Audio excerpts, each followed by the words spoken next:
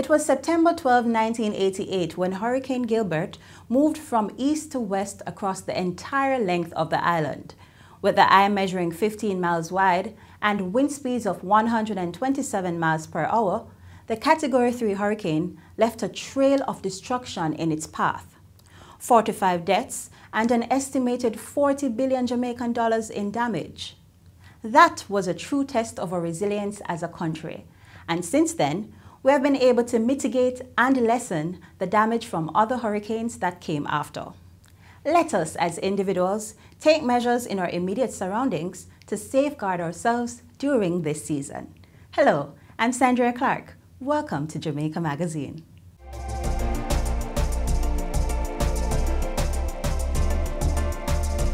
I'm deeply concerned by the number of Jamaicans killed on our roads.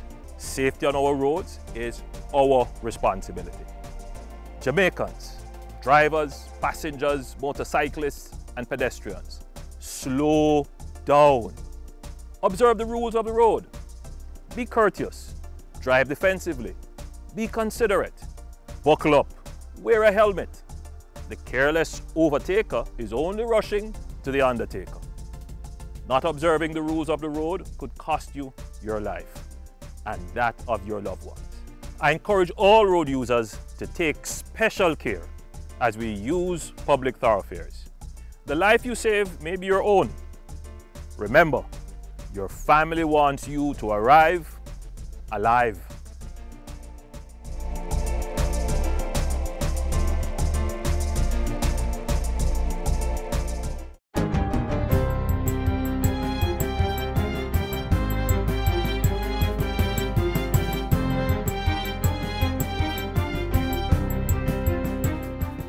Good day, I'm Theodore Henry, and this is your JIS News for Thursday, September 12. Contracts have been signed to expedite renovation work on 14 police stations across the island. Approximately $195 million will be spent on improving conditions at 5 stations in Kingston, 4 in St. Andrew, 2 in St. Elizabeth, and 1 each in St. Mary, Trelawney, and Clarendon. On Wednesday, the National Security Ministry signed with 8 contractors to get the work started. It's a major task. It includes repair of roofs, electrical fixtures, infrastructure, plumbing, termite control, refurbishing of bathroom facilities, improving drainage, and replacing perimeter fencing, but to name a few. The improvements fall under the ministry's Project Rebuild, Overhaul, Construct ROC. It aims to convert all police stations into modern, citizen-friendly workspaces. In the meantime, Minister Chang says police officers will soon have a new system which will facilitate reports on infrastructural deficiencies in real time to ensure they are addressed as soon as possible. By providing police officers with updated fit-for-purpose facilities, we are strengthening the capacity to appropriately represent their office while effectively carrying out their duties in securing Jamaican lives and livelihood. Government has sent out a call for contractors to submit proposals for a drainage design for Kingston and St. Andrew. During a statement to Parliament on Tuesday, Prime Minister Andrew Holness said about $150 million would be spent on improving the corporate area drainage network. Hopefully they will go to contracting within a month, and the period of design will be about 6 months. So hopefully we'll have that ready in terms of the major drains that will need to be reconstructed or new drains to be put in for Kingston and St. Andrew. The work will be carried out under the Greater Infrastructure Development Program. With partial funding to come from the budget, Mr. Holness says the administration is seeking to have a new agreement soon for additional financing. Meanwhile, he says government is also exploring a national drainage plan for May Pen, Santa Cruz, and Port Maria. With the 2019 Atlantic hurricane season now in its most active period, the Prime Minister is calling on Jamaicans to remain alert and ensure they are prepared for any eventuality. Jamaica should be prepared. And I'm saying this bearing in mind what has happened to the Bahamas. Jamaicans should be prepared. And this means stocking up on the supplies that you would need in the event of a storm, your candles, your batteries, your canned food, your water supply, warm clothing. He's also urging persons living in low-lying and flood-prone areas to adhere to the evacuation warnings from OPM and other agencies involved in first response. Prime Minister Holness, who was speaking in Parliament on Tuesday, also assured the public that government had a comprehensive disaster response plan in place. He has urged members of Parliament to put in effect their own plans for their constituencies. Jiquan Iron and Steel Company, JISCO, has given an assurance that it will maintain a percentage of its current workforce at the alumina refinery in Nain, St. Elizabeth, despite its temporary closure. Mining Minister Robert Montego says this assurance was given following discussions with various union representatives. Mr. Speaker, we must pay tribute at this stage to the unions operating at the plant, as we have met on more than one occasion, and under the auspices of the Ministry of Labour and Social Security have worked out a labour agreement to ensure industrial peace for the next 2 years. Mr. Speaker, discussions with the unions continue, and up to yesterday there was a meeting with the unions and the JISCO in terms of having a small maintenance crew, as well as employing persons to help with the modernization. Minister Montego was making a statement to Parliament on Tuesday. The JISCO-owned alumina refinery in Nain, St. Elizabeth is being temporarily closed to facilitate expansion works. The St. James Health Department will be getting an additional 30 vector control workers to assist with the destruction of mosquito breeding sites in the parish. Minister of Health and Wellness Dr. Christopher Tufton says they will be selected from the Housing Opportunity Production and Employment Hope program. These 30 will join the 11 permanent staff members and 63 temporary workers already engaged in mosquito eradication activities. An additional vehicle is also being provided for the vector control effort, and as of Monday, private contractors have been engaged to assist with fogging in vulnerable communities. The minister was speaking to journalists during a press briefing at the St. James Type 5 Health Center in Montego Bay recently, preceding a tour of the Norwood and flanker communities. He also joined a team of 30 vector control workers on a similar sensitization session in the town of Maypen, Clarendon. We want to appeal to the public, to the populace, that while we will do whatever is necessary to raise the awareness, to support the identification and destruction of breeding sites, to deal with symptoms and treatment, ultimately personal responsibility and citizens' action needs to be a norm rather than an exception. It cannot be seasonal. It has to be a routine, a part of our culture, a part of our behavior. And finally, the health minister is assuring the public that the Cornwall Regional Hospital is still providing critical services despite the construction and rehabilitation work taking place at that facility. So whether it is an unfortunate trauma-related incident, whatever that represents, car accident, whatever, you can go to Cornwall and you'll get the support. There's the radiology unit, there's the emergency, surgery, all of that is there.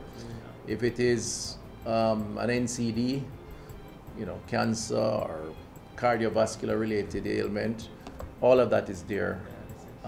Dialysis and so on is being treated.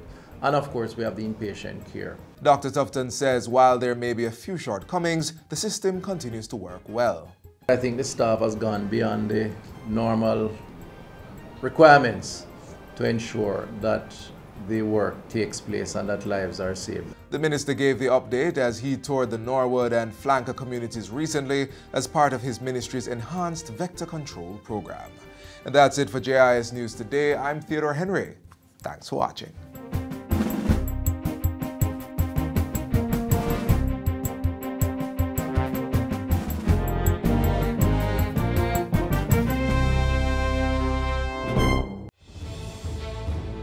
Water is precious.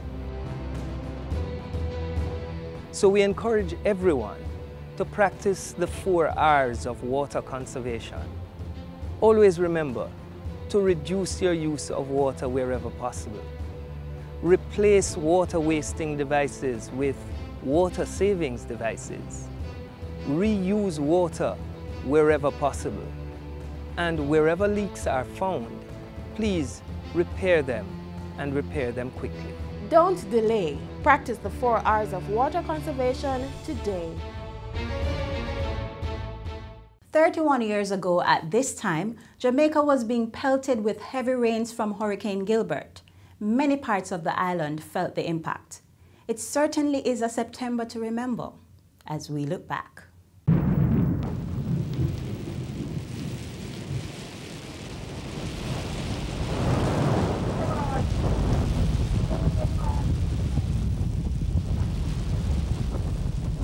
As if packed with vengeance for Jamaica, Gilbert increased its intensity continuously as it approached the island.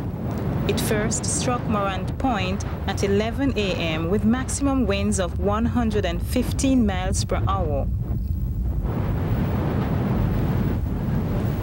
Taking a path slightly south of the island's center, the eye of Gilbert traveled the full length of Jamaica. It had exceeded 140 miles per hour before it left us. And as if it had made us its target, its energy waned to 100 miles per hour as it left just south of Negril Point. In 9 horrifying hours, Gilbert left us with an estimated damage of over $800 million. The island's landscape was significantly transformed. Utility poles toppled, houses were left roofless, and debris of all sorts rendered many areas inaccessible.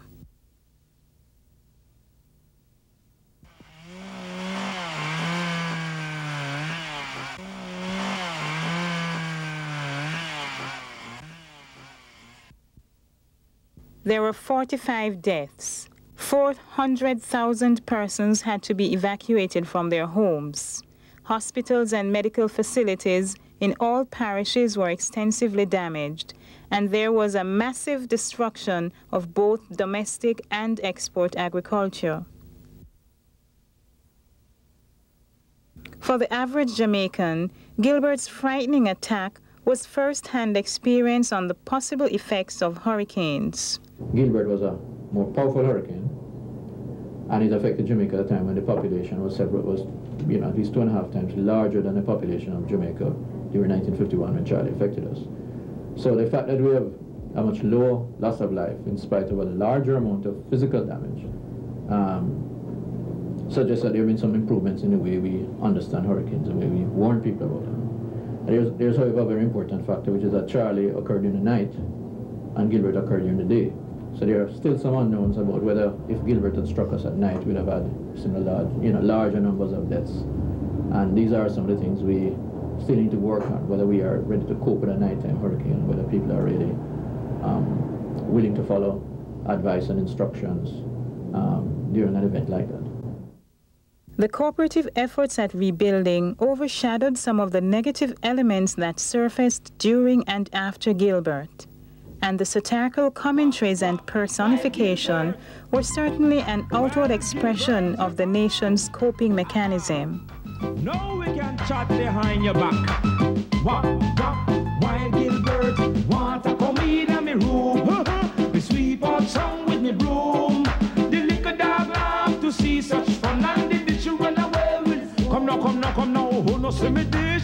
Who no see me dish? Anybody who no see me satin like the dish? Who no see me dish? Who no see me fire? Rough. We would like to express our sympathies to those affected by Gilbert. As far as I see, it's a dangerous thing still, because if you don't know where the boy, any tree or any limb can come and eat you, and best you stay inside. Well, right now, we don't think we could take another hurricane. But to the population, how they pass and go on already. We don't feel we could take another one for dismanify the family or something. Yeah. But nature must take its course. And while forecasters can detect and monitor hurricanes, we cannot avoid or stop them. Our best effort is to take precautions. Hurricanes are real. We cannot avoid their onslaughts. Their devastating impacts are certain. Everybody feel the hurt of Hurricane Gilbert.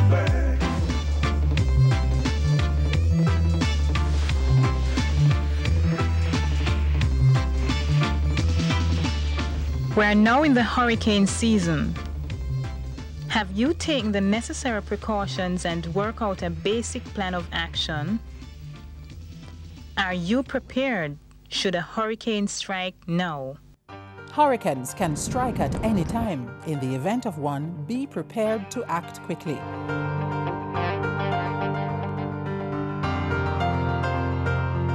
If a hurricane watch or warning has been issued, review your home disaster response plan. Map out likely routes to evacuate if your home is at risk and confirm with relatives or friends you plan to stay with. Also, confirm the location of the nearest shelter. Check your emergency supplies and restock if necessary. Remember, disasters do happen, so be prepared. Let's continue in our reflective mood, looking back this time on the start of the new school year with officials from the Ministry of Education. Welcome to OPM Connect, the program that gives you an insight into government plans and programs. It's an interactive program, so we expect that our viewers on social media will be able to participate and ask questions. I'm Naomi Francis, the Press Secretary at the Office of the Prime Minister. Today we speak education matters. We're pleased to be joined by the Permanent Secretary Acting in the Ministry of Education, Youth and Information, Dr. Grace McLean, Mrs. Winnie Berry, the Chief Education Officer Acting at the Ministry of Education, Youth and Information, and Dr. Cassandre Troop, the Regional Director for Region 1 in the Ministry of Education, Youth and Information. And so I think this is almost a dream team of education, so to speak, a wealth of knowledge, experience, and information that you have to share with us. So let me start off, Dr. McLean, the start of the new academic year. Tell us how that went. The team at the ministry has worked exceptionally hard to address the critical matters so as to ensure that we can be off to a smooth start. And indication so far is that we have been off to quite a smooth start. We are aware of some issues in Clarendon and St. Catherine where we understand that there were industrial action by one major taxi association, and so some parents experienced some difficulty in actually getting the children to school. We, however, as some principals have indicated, they would have exercised some kind of concerns as it relates to the students, not concerns, some kind of leniency as to the students coming to school on time and would ensure that they are not penalized. We continue the process during the course of this week. Many of our schools have started a phased approach to the full opening, and so the true test of the system is not going to be until next week. We, however, we are monitoring very closely what is going on. Our regional directors in our 6 educational regions are monitoring closely, and as the little needs arises, we will ensure that, as the little needs arise rather, we will ensure that those needs are sorted out. We are also aware that within the last 2 weeks, we have heard of other teachers who have handed in their resignations. We had put a system in place for the teacher migration matter that we are currently experiencing. Before I get to Mrs. Berry and Dr. Troop, then, if you could explain a little bit more about that teacher recruitment issue. What is the ministry putting in place to ensure that there isn't any gap? So the ministry, having done its survey across the region, we decided to put some direct strategies in place to address this. One strategy has to do with us engaging teachers who have retired from the service over the last 5 years or so, depending on the availability as well as the competence of the teachers. We have also engaged specifically our tertiary institutions where there are teachers who will go on practice teaching and who in some cases, through guided support, of course, can assist in terms of teaching some aspects of the curriculum, especially at the lower level. We are currently fine-tuning our flipped classroom initiative, which is to have some lessons being done at a central location where there are some schools that do have the technology that will benefit from these lessons. In those cases, however, we will have the practice teachers who will guide those who are actually in the remote location so that some support can be provided. We also had Well, I think the number has increased, Mrs. Berry, to close to a little over 200 teachers who completed their training at 3 of our tertiary institutions, the Jamaica College, Church Teachers College, and Montego College. They actually started training in 2015 when the Ministry of Finance gave us a budget to commence the preparation of these teachers. And so that 200 plus teachers came in very handy. Mrs. Berry, speak to us concerning the level of funding that was allocated for the restart of the new school year and what the actual physical school plans needed. We have spent, I think, already close to over $300 million, I think, Dr. McLean, in treating with infrastructural issues, and they continue. Thank you so much. I know that, you know, the water issues primarily are on the eastern section of the island. So, for example, the western section wouldn't have it as acute, but is it an island-wide response from the ministry's standpoint? Right, and it has been. We had quite a bit of challenges in Region 2 as well, and they have responded. There were 3 schools because of the terrain in Portland. Of course, the trucks were not able to get to these schools, but they work out alternative where barrels were actually filled, and this is really how those schools have always operated, so that school could actually begin. We did not have significant challenges in Region 6 relating to water. The few that we had, they were able to address. We also engaged the mayor of Montego Bay, who is responsible for the rural water irrigation and there's another name, system. And he has been really very responsive in catering to all the needs on the western side of the island. Mrs. Berry, if you could, give us really some of the achievements in early childhood and primary education at the start. Thank you, Naomi. We are seeking to address learning from the womb. And so we are seeking to engage mothers who are pregnant to treat with issues that may present themselves to ensure that the child, when born, will be stable as we consider it. We also have engaged what we have termed the Brain Builders Program, which ensure that nurseries are formally engaged within our education system, and they are fitted with the requisite care in terms of caregivers and so on, and materials to support stimulation. These are just some of the efforts being made to ensure that our children at the early stage have a great opportunity for achieving great outcomes. Dr. Berry, I have a question on Facebook, on the Prime Minister's Facebook page. Carlene Clark is asking, are there reading programs in the primary schools? Certainly. There are reading programs. As a matter of fact, the National Standards Curriculum is designed in such a way that grades 1 to 3, that segment of our education system at primary, that segment has a well-defined reading program. The National Curriculum, Standards Curriculum, has well-defined objectives to treat with reading. In addition to that, presently we are collaborating with the Jamaica Library Services, and you would know that annually they have a reading program. We are engaging all our children, all our students at grade 3 to be part of that program. Of course, we will have the best submissions to be part of the community and parish levels. So that's another program. We would have done our grade 3 diagnostic test. And at that level, we'd be able to pick up well-defined weaknesses that we're able to treat with early.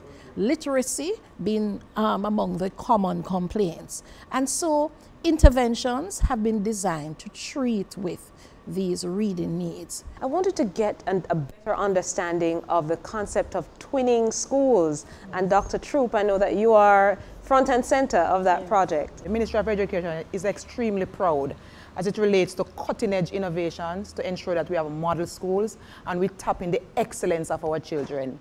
The Twinning Schools program is really designed to enable that.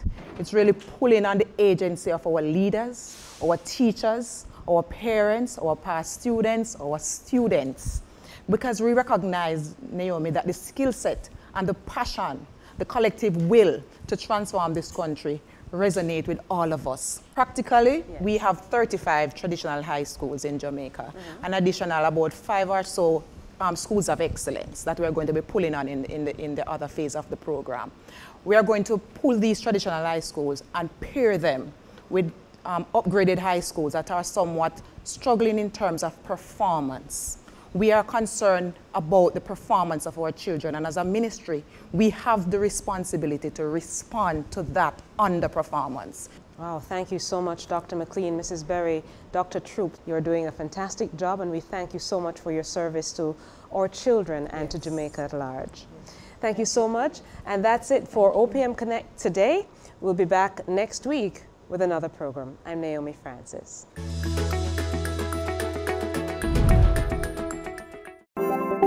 Jamaica Eye is part of an island-wide network of camera surveillance systems designed to increase the safety of you, our citizens. If you have a camera system outside your home or office facing a public space, join us in helping to make Jamaica a safer place for all. Log on to jamaicaeye.gov.jm today. Jamaica Eye, we're all connected. The Ministry of National Security, creating a safer and prosperous Jamaica.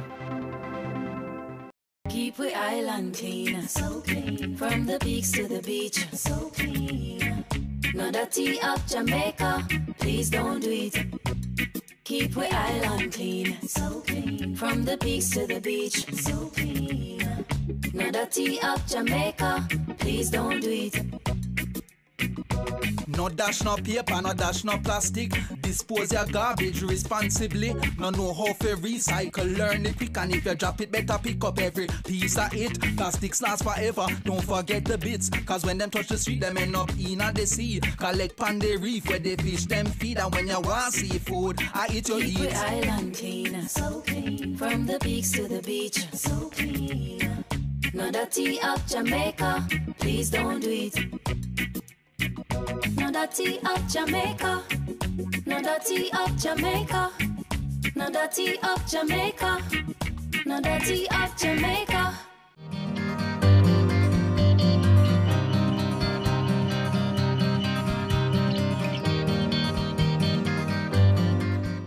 As we close today's show, we ask that you stay connected via our website, jis.gov.jm.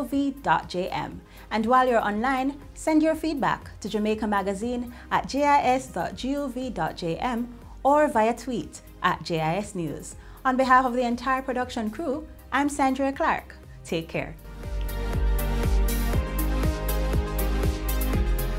This has been a production of the Jamaica Information Service, the voice of Jamaica.